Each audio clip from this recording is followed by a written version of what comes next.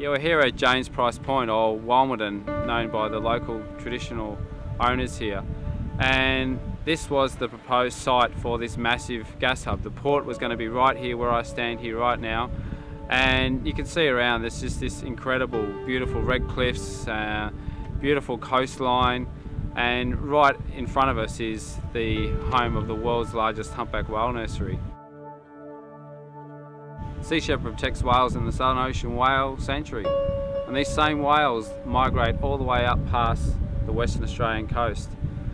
And we found out that they were under threat from this massive gas hub proposed by Woodside and joint venture partners and the Western Australian State Government to build the world's largest gas hub with a massive port and jetty right through the middle of the world's largest humpback whale nursery. I was flying back from Broome via Perth after I retired, and Jeff Hansen came out of the crowd and said, you know, I think Sea Shepherd could help up there. And I thought about it, flying back to Tasmania and bringing him up, and as a result, the Steve Irwin went to the Kimberley coast, and that brought national and international attention to it. Woodside had put out a survey saying there was very few whales in the area, and on day one we saw over 100 humpbacks, and less than a kilometre off where I stand here right now we saw a mother and calf nursing her young, nurturing her young right here just off where I stand here today. It was clearly that what Woodside had put forward was completely wrong, and that Australians, once they knew about what Woodside and the West Australian government was proposing here, did not want it to go ahead. Our mission really was to come up here and show to the world what we would stand to lose if this gas hub went ahead. Sea Shepherd's come back to Broome a year later. The result is the gas hub's not going ahead. And it's about reconnecting with these people that have fought so hard and to stop this gas hub from going ahead.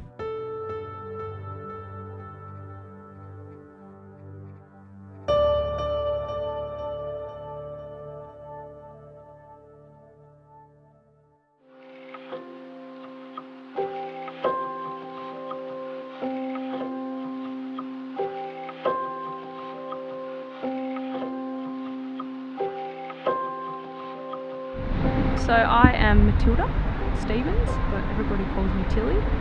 I came up here originally as part of the campaign against the gas hub and fell into the whale survey last year. We survey for 2 hours a day, every morning from 8 until 10, and we have two platforms. I'm standing on the north platform, and then behind us is the south platform. We are basically observing the whales that pass through, recording all of them and any behaviour that we see, and also tracking the ones that we can, often that are in close, to kind of see how they're using the area. So Woodside's data basically said that a very small amount of whales were coming within 8 kilometres of the coast, and at least no cow-calf pairs were coming within 4 kilometres of the coast. I think last year we saw 2,500 whales come within 8 kilometres of the coast, and a large amount coming within 4 kilometres of the coast, including calf-cow pairs.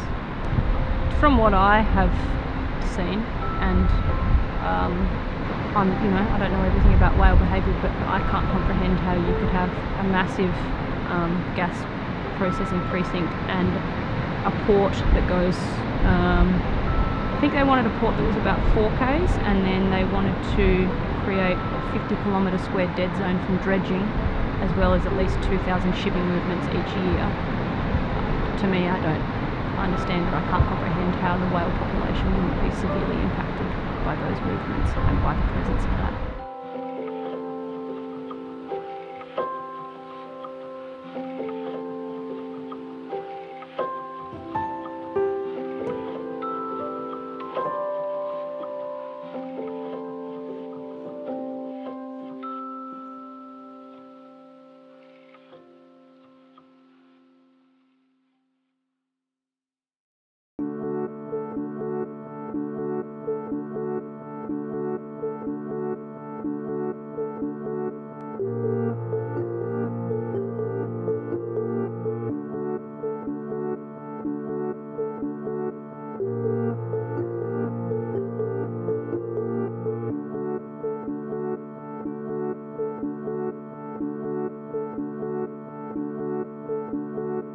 Yeah, we've just been out on the boat with Richard Costin, and he's an amazing naturalist of this Kimberley area, knows this area like the back of his hand.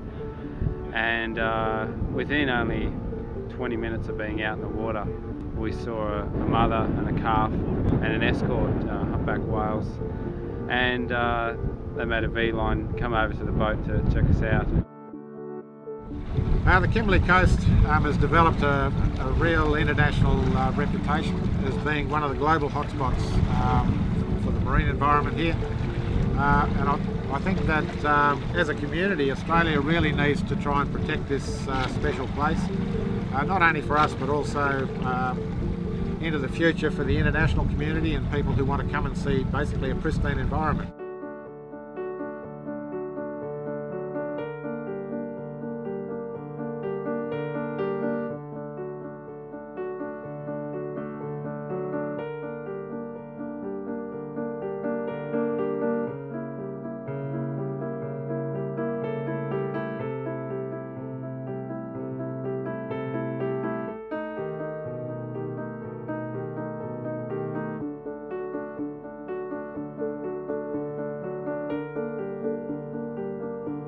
Dad Barnett, he's a loner.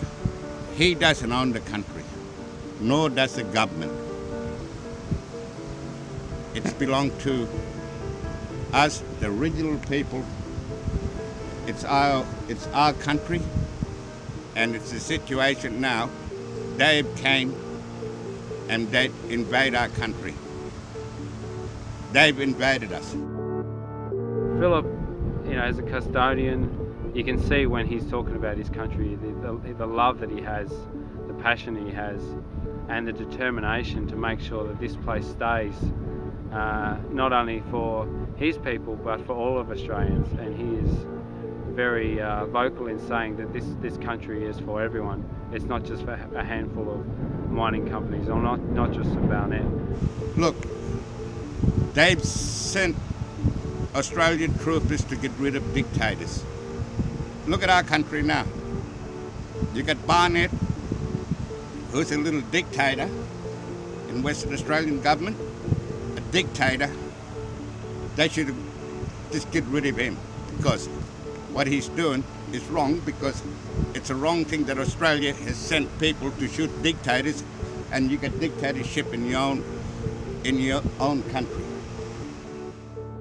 I think in a world where a lot of us are becoming complacent, to walk around the streets of Broome and meet a lot of the locals, these people are doctors, lawyers, mums, dads, teachers, and they've never been activists and never had to do anything to step out of their comfort zone.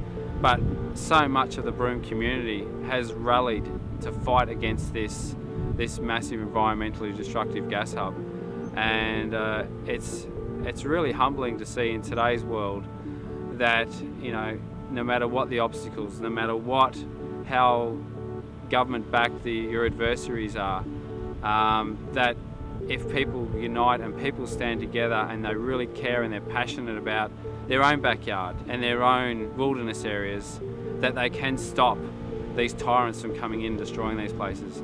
And it's been really humbling to meet these people that are really their future generations' heroes.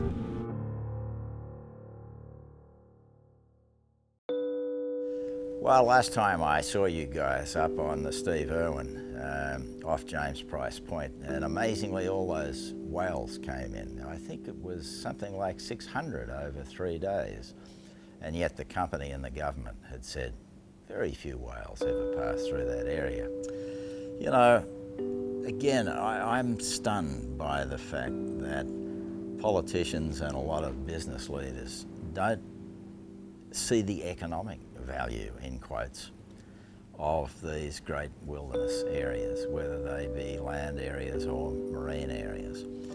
Because the Kimberley is one of the last 5 remaining true wilderness areas on Earth, its value as a wilderness area, economic value, goes up and up and up. And we go into places of man-made places that we cherish, like, you know, the the Vatican and the Sistine Chapel and places like that. Yeah, here we are in this land which is, it's ancient. It's 130 million year old dinosaur footprints, and it is one of the last untouched wilderness areas left on the planet that we, humanity, rely on for our very survival. I think increasingly what's happening now in all these environmental issues, and certainly obviously the Sea Shepherd does this, instead of trying to lobby quietly through the back corridors of political power, much more forward action where you ignore the politicians and you go straight to the community. And basically I think what environmental activists are doing is saying to politicians, you're irrelevant. We don't really care about you. But I think the great news out of this for the general community is we have the power. Politicians don't any longer. It's a great breakthrough. I'm very aware that you win environmental battles to fight them again though. You lose them and you lose them forever. So there will be other threats to the Kimberley coast. There'll be other people who want to turn that resource-rich area into an industrial zone rather than to keep it as one of the great wild and cultural precincts on the planet with this ancient living culture intact. What a priceless asset that is for everybody in the world.